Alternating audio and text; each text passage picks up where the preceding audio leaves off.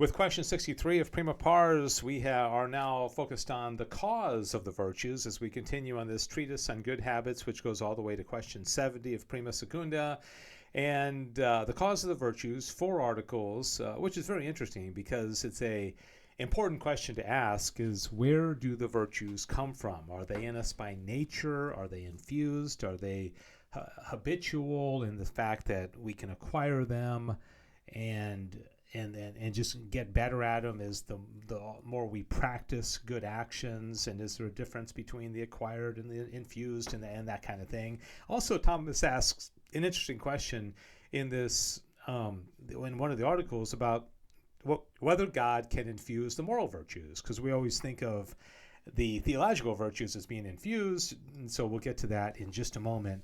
This is a really, really interesting article. It's a little bit long, but I'm going to read the whole thing, because the whole corpus anyways, because I think it's really cool, because he gives us a bit of a history in philosophy. He talks about the Pre-socratics and Aristotle and Plato. And I always enjoy when Aquinas does that, because I love philosophy, and who better to learn about philosophy than St. Thomas Aquinas. And also, I've mentioned many times that there are certain terms that we really need to understand if we're going to progress in our knowledge of philosophy, like form and matter and substance and accidents and things like that. And he's going to get into that in the first paragraph here. And just as by way of reminder, a substance is form and matter together. Okay, the matter is the physical part of it, is perceptible by our senses, and then the form is what really gives it, defines it to become what it is. So the form of a cat would be catness, right? It's what it is. It's what we abstract. We abstract forms when we see things, and our senses see the individual thing, but our intellect can abstract the universal, right? I know that's review, but it's important to keep that in mind because it's going to come up here. He says, in this question, is virtue in us by nature? Are we naturally virtuous? Are we born with, being virtuous? Thomas is mostly going to say no, but as Thomas often does, it's more of a, in kind of this, kind of that, but he says, with regard to corporeal forms, it has been maintained by some that they are wholly from within.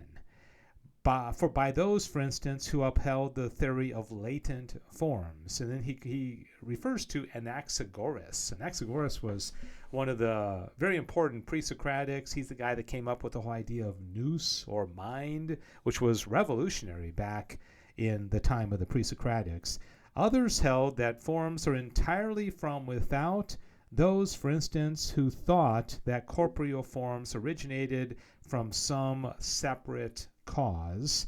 Others, however, esteemed that they are partly from within insofar as they pre-exist potentially in matter, and partly from without insofar as they are brought into act by the agent.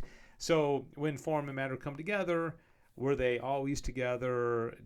Was it the form brought in from an external, source or cause?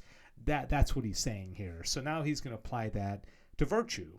He says, in like manner, with regard to sciences and virtues, some held that they are wholly from within, so that all virtues and sciences would pre-exist in the soul naturally, but that the hindrances to science and virtue, which are due to the soul being weighed down by the body, are removed by study and practice, even as iron is made bright by being polished.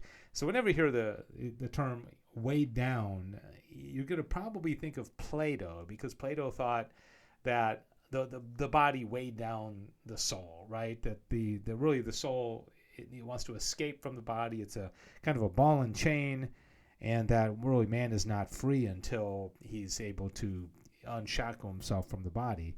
This was the opinion of the Platonists. Others said that they are wholly from without, being due to the inflow of the active intellect, as Avicenna maintained. Okay, he was a Muslim philosopher in the Middle Ages who leaned on Aristotle, but he did believe in this one active intellect that all people share. Okay, we all have the same active intellect. which Thomas did not agree with. Others said that sciences and virtues are within us by nature so far as we are adapted to them, but not in their perfection. This is the teaching of the philosopher and is nearer to the truth. So, yeah, they're kind of in us, but not to their perfection, okay? Thomas is going to use this word inchoate, which means in a beginning stage, but not fully developed. To make this clear, it must be observed that there are two ways in which something is said to be natural in a man.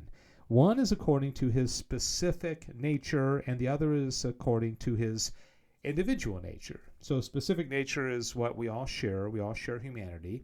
Individual nature is, what the predispositions I have or you have, and you and I are a little bit different because we have we're not entirely the same, but we do share that one human nature.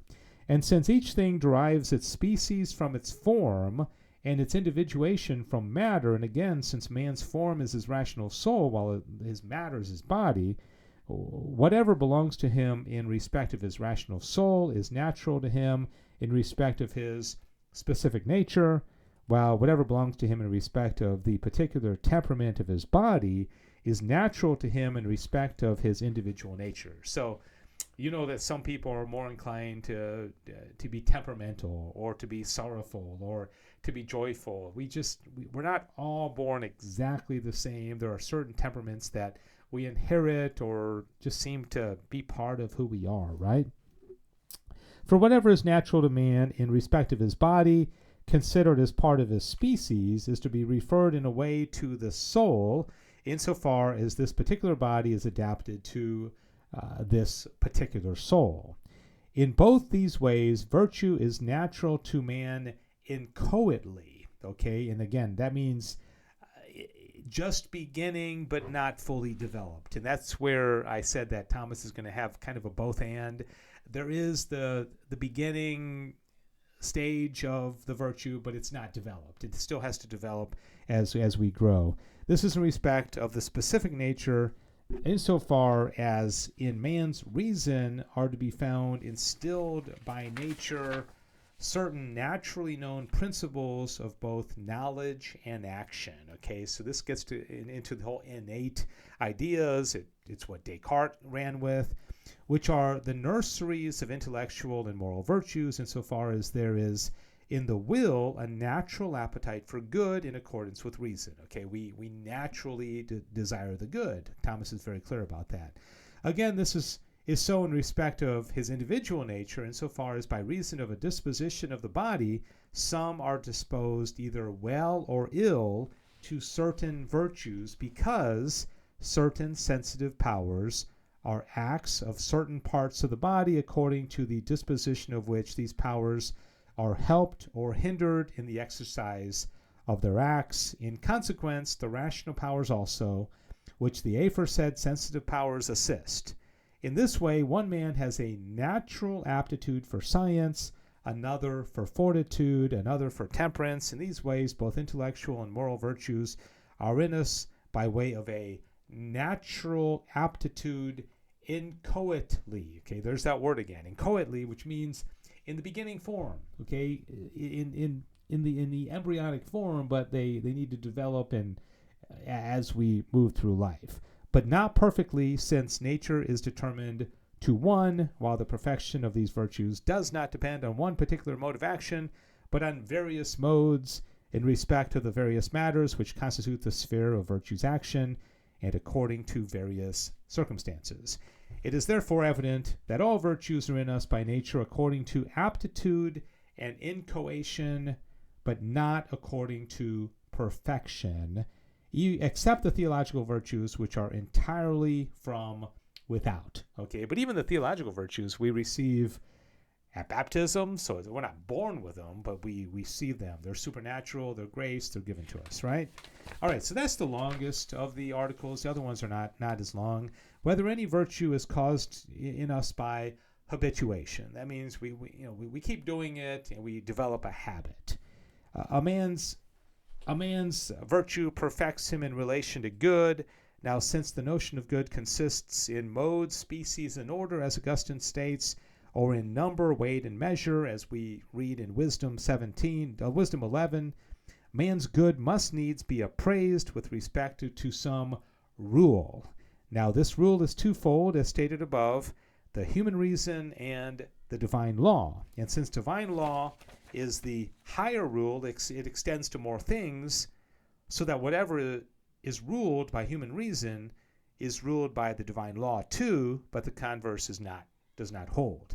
So again, there are levels. We have reason, and then we have divine law. The reason should conform to the divine law. The divine law is more universal, but the reason is what we use to judge our actions, and this is where prudence comes in as an intellectual virtue, and all the moral virtues that we have as well.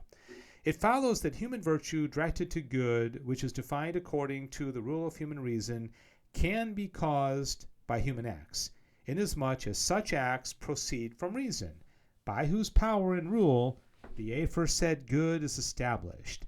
On the other hand, virtue which directs man to good as defined by the divine law, and not by human reason, cannot be caused by human acts, the principles of which is reason, but is produced in us by divine operation alone. Hence, Augustine, in giving the definition of the latter virtue, insists the words, which God works in us without us. It also is of these virtues that the first objection holds good. All right, so again, it's a tiered system where reason is what we use to make good decisions about actions here below, and then we have the divine law, we have sacred doctrine, we have theological virtues that are directing us to God as our ultimate final end. Whether any moral virtues are in us by infusion. Okay, you typically think of theological virtues being infused in us, but what about moral virtues? The short answer is yes, God can infuse moral virtues, but this paragraph here, you wouldn't necessarily know that that's the answer, but let me read it. He says, effects must needs be proportionate to their cause and principles. Now, all virtues, intellectual and moral, are acquired by our actions, arise from certain natural principles pre-existing in us, instead of which natural principles God bestows on us in the theological virtues, whereby we are directed to a supernatural end, which we talked about yesterday. Wherefore, we need to receive from God other habits corresponding in due proportion to the theological virtues, which habits are to the theological virtues what the moral and intellectual virtues are to the natural principles of virtue. Okay, so short answer is yes. God can infuse the moral virtues if he so desires. Finally, whether virtue by habituation belongs to the same species as infused virtues. Okay, are they exactly the same species? And I think he's going to come down, not really. All right. He says there's a twofold specific difference among habits. The first is taken from the specific and formal aspects of their objects. Now, the object of every virtue is a good, considered as in that virtue's proper matter.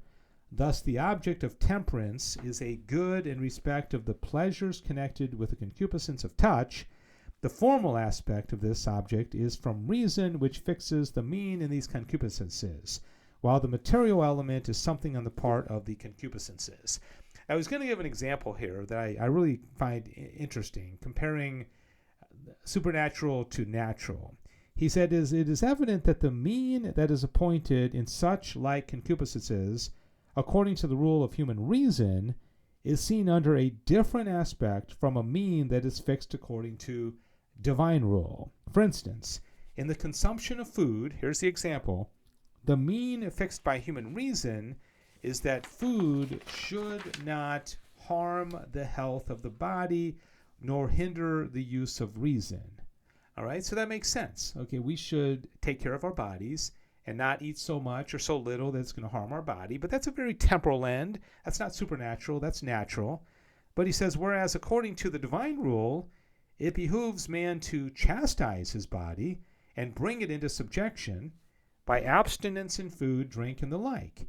It is therefore evident that infused and acquired temperance differ in species, and the same applies to the other virtues. So they are different. Okay, last paragraph. The other specific differences among habits is taken from the things to which they are directed. For a man's health and a horse's are not of the same species, on account of the differences between the natures to which their respective healths are directed. In the same sense that citizens have diverse virtues according as they are well directed to diverse forms of government, in the same way too those infused moral virtues, whereby men behave well in respect of their being fellow citizens with the saints and of the household of God, differ from the acquired virtues whereby man behaves well in respect to human affairs. Okay, so there is a difference between these two. And again, this is a theme that begins in the first article of the Summa, where Thomas says, whether besides philosophy is there any other doctrine, or is there any other thing that's necessary? Yes, sacred doctrine is necessary because we have a supernatural end, but we live in this world, but we have a supernatural end. So we have to have virtues that apply to the world here below, intellectual, moral, cardinal virtues. And then we also have to have things that help us achieve our final end, and that's the theological virtues, the gifts of the Holy Spirit, the sacraments, which give us sanctifying grace. That's very important if you're going to understand the Summa Theologia. And anyways, thanks for hanging with me, and I hope you enjoyed this one. This was question 63 of Prima Secunda, the cause of the virtues. God bless you.